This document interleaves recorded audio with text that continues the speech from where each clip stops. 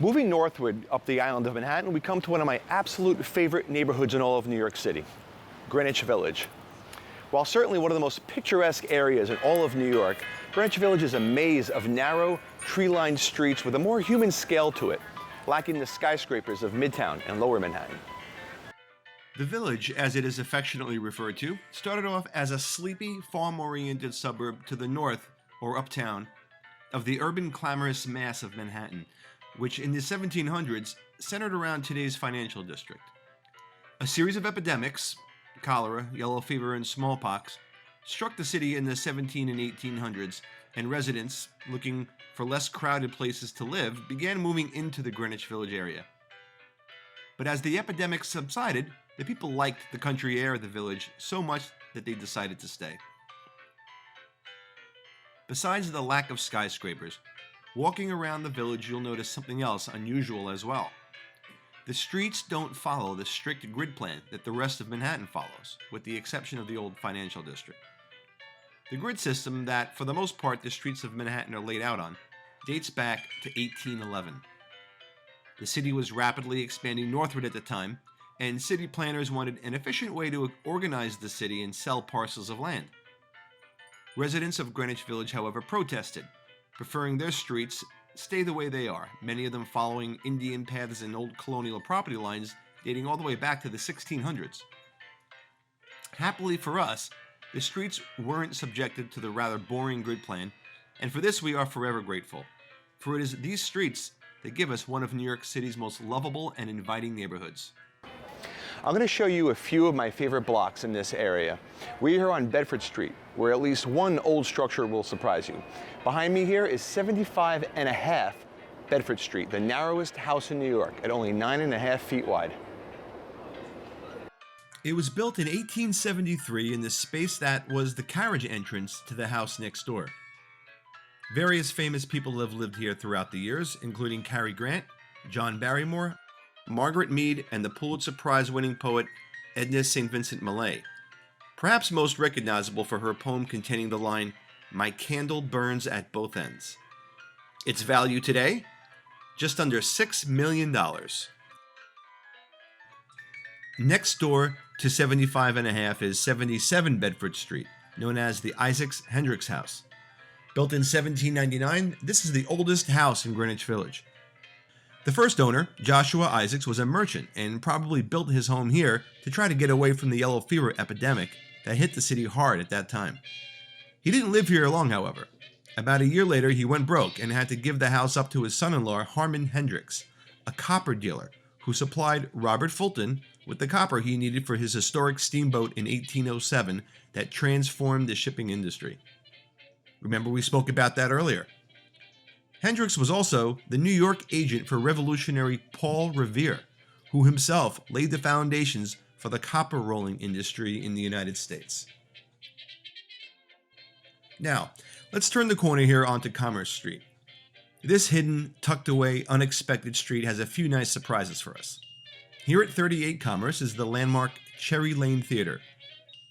Built first as a brewery in 1836, it was later used as a tobacco warehouse and a box factory before becoming a theater in 1924.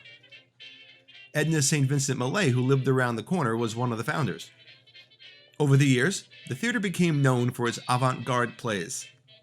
An eclectic array of theater companies have always operated here. The Cherry Lane has long given aspiring playwrights opportunities to share their work with a wider audience. Given the village's worldwide reputation as a haven for artists in the 20th century, the Cherry Lane is an integral part of that history. Many well-known names have appeared on its stage, including Barbra Streisand, Bruce Willis, Gary Sinise, John Malkovich, James Earl Jones, Cicely Tyson, Harvey Keitel, Kevin Bacon, and Jesse Eisenberg. And playwrights including F. Scott Fitzgerald, Gertrude Stein, T.S. Eliot, Eugene O'Neill, Edward Albee, Sam Shepard, Lanford Wilson, and David Mamet have all had their works presented here. The Cherry Lane is a true treasure and the most important off-Broadway theater in New York City. A few feet away from the Cherry Lane Theater is the former home of department store magnate A.T. Stewart, built in 1844. Remember him? His huge department store was the first of its kind in the city, and a total game changer in the way New Yorkers shopped.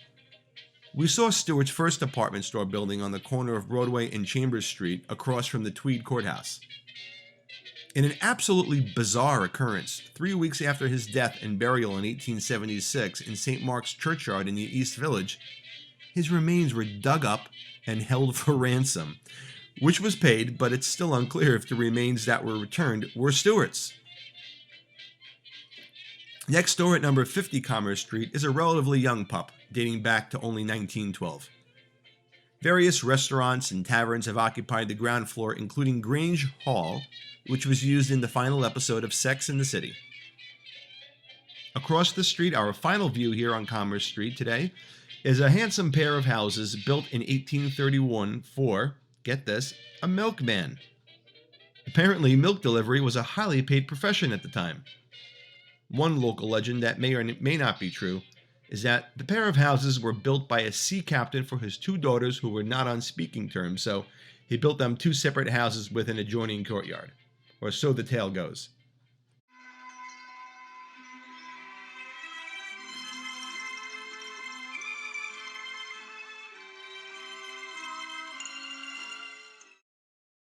Just around the corner, we come to Grove Street. For an unexpected surprise on Grove Street, we have to really pay attention or we can miss it. Tucked away behind the tiny early 19th century row houses, we'll find Grove Court, built between 1848 and 1854.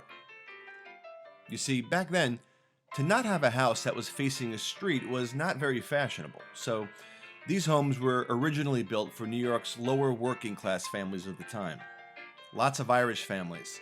It even got the nickname Mixed Ale Alley, apparently a reference to the drinking habits of those living here. Today, however, this secluded courtyard is a highly coveted address in this already highly sought-after neighborhood, with houses very rarely going on the market for sale. Several years back, however, number 5 Grove Court did go on the market for $4.2 million. Grove Court is also well noted for being the setting to short story writer O. Henry's The Last Leaf.